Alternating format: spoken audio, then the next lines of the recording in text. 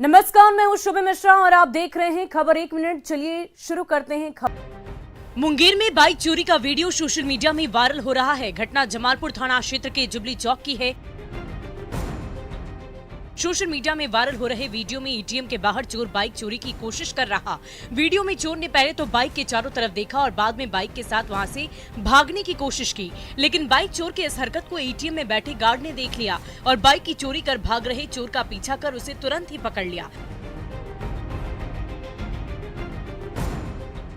Guard ने चोर को पकड़ने के बाद घटना की सूचना स्थानीय थाने को दी, जिसके बाद मौके पर पहुंची पुलिस ने बाइक चोर को गिरफ्तार कर लिया। पुलिस बाइक चोर से पूछताछ कर रही है और उसके खिलाफ मामला दर्ज कर जांच की तैयारी में जुट गई है।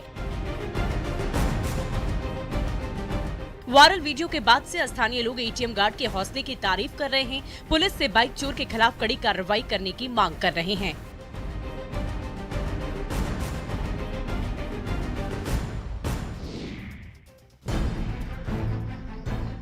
अररिया में अचानक आए आंधी तूफान के कारण हाईवे पर कई जगह पेड़ गिर गए, जिसके कारण सड़क पर वाहनों की आवाजाही बाधित हो गई।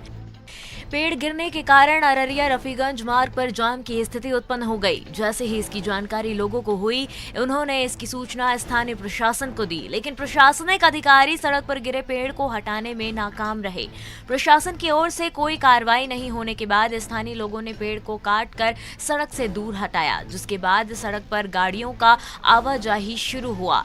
भारी बारिश के कारण कई इलाकों में जल जमाव की स्थिति उत्पन्न हो गई, जिससे लोगों को परेशानी उठानी पड़ी। मौसम विभाग ने अगले 3 दिनों तक भारी बारिश की आशंका जताई है। बारिश के कारण जिले में सब्जी और फलों की फसल को नुकसान पहुंचा है, जिससे किसानों में मायूसी है।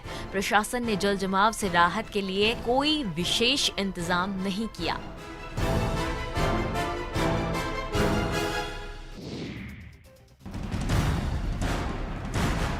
सिवान में 2 लोगों के बीच जारी झगड़ा को खत्म कराने पहुंची पुलिस टीम पर लोगों ने हमला बोल दिया। घटना महाराजगंज थाना क्षेत्र के रतनपुरा गांव की है। अचानक हुए हमले में एएसआई विनोद कुमार घायल हो गए। हमले में घायल पुलिस जवानों को इलाज के लिए सदर अस्पताल में भर्ती कराया गया। पुलिस ने हमले के आरोपी लोगों के खिलाफ मामला दर्ज कर लिया है। गिरफ्तारी के लिए छापेमारी में जुट गई है। घटना के बाद आरोपी फरार है। वहीं दूसरी तरफ आरोपी के परिजनों ने इस घटना के लिए गांव के चौकीदार को जिम्मेदार ठहराया और उस पर पुलिस को गलत सूचना देने का आरोप लगाया है। हमले के आरोपी की पहचान नरेश शाह के तौर पर हुई है, जो आर्मी से रिटायर है। मारपीट के बाद से आरोपियों के परिजनों में दहशत का माहौल है। घटना के बाद से गाँव के लोगों में डर और मायूसी की स्थिति है। खिसिया के हमनी के अपना में करते तो चौकीदार के वही लगे में का फरज बा। पूछ पछना कभी लोग डंटा चलावे। अच्छा, डंटा चलावे लगेलू तो डंटा चलावे लगेलू तो ये कनियो के मैंने कुछ भाग पड़ा कमे सन तूर फूर कर दे फिर आवरी पीछे से बुला। राजधानी पटना में हर जगह सड़कों पर गड्ढे राजधानी की असली तस्वीर को उजागर कर रहे हैं, जिससे शहर को खूबसूरत बनाने के लिए सरकार की ओर से किए जाने वाले दावे की पोल खुल रही है। सड़कों पर बने गड्ढे के कारण लोग दुर्घटना के शिकार हो रहे हैं और इसे लेकर लोगों में सरकार और अधिकारियों के खिलाफ रोष का माहौल है। सरकार की ओर से निगम को कई बार इन गड्ढों को भरने के आदेश तो दिए गए, लेकिन लापरवाह निगम कर्मी सरकारी आदेश की अवहेलना कर रहे हैं। राजधानी की खूबसूरती इससे बिगड़ रही है। सड़कों पर बने गड्ढे बड़े हादसों को न्योता दे रहे हैं। बरसात के पहले इन गड्ढों को यदि भरा नहीं गया तो बारिश के दिनों में लोग हादसे का शिकार हो सकते हैं। इस तरह के खतरे की आशंका के बाद भी निगम के अधिकारी लापरवाह हैं और लोगों की परेशानी बढ़ने लगी है।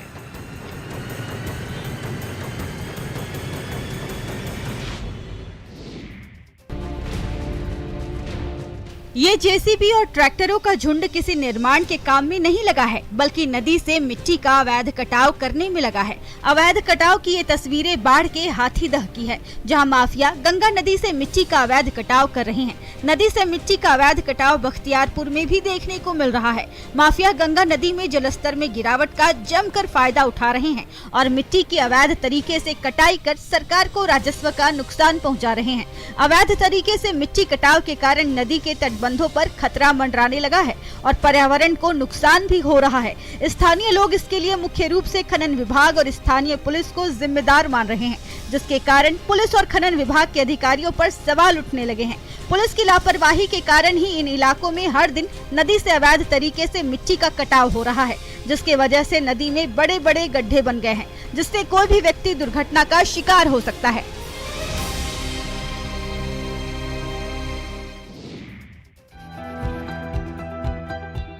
लकड़ी से तरह तरह की आकृतियां बना रहे इस शख्स को देखिए, जो अपनी कला से लकड़ी आधारित विभिन्न तरह के सामानों को अंतिम रूप देने में जुटा है। गिरिडीह जिले के खोरी यमहुआ निवासी अशोक शर्मा अपने वुड क्राफ्ट कला से लोगों को लुभाने वाले सामान का निर्माण तो कर ही रहे हैं, साथ ही साथ उससे मिलने वाले पैसे से अपनी आर्थिक स्थिति को भी सुधार रहे हैं। अशोक अपने हुनर से विभिन्न तरह के मनमोहक कलाकृतियों का निर्माण कर रहे हैं, जो लोगों को खूब पसंद आ रही है। इनकी ओर से बनाए गए लकड़ी की आकृतियों का लोगों में इस तरह से क्रेज बढ़ रहा है कि दूर दूर से लोग सामानों का ऑर्डर भी देने लगे हैं। इनकी ओर से बनाए गए सामानों की मांग झारखंड के साथ साथ पड़ोसी राज्य बिहार और बंगाल तक हो रही है। अपनी कला से लोगों के दिल में जगह बनाने वाले अशोक स्वरोजगार कर खुद की आर्थिक स्थिति तो मजबूत कर ही रहे हैं, साथ ही स्थानीय लोगों को अपनी कला का प्रदर्शन करने के लिए प्रेरित भी कर रहे हैं।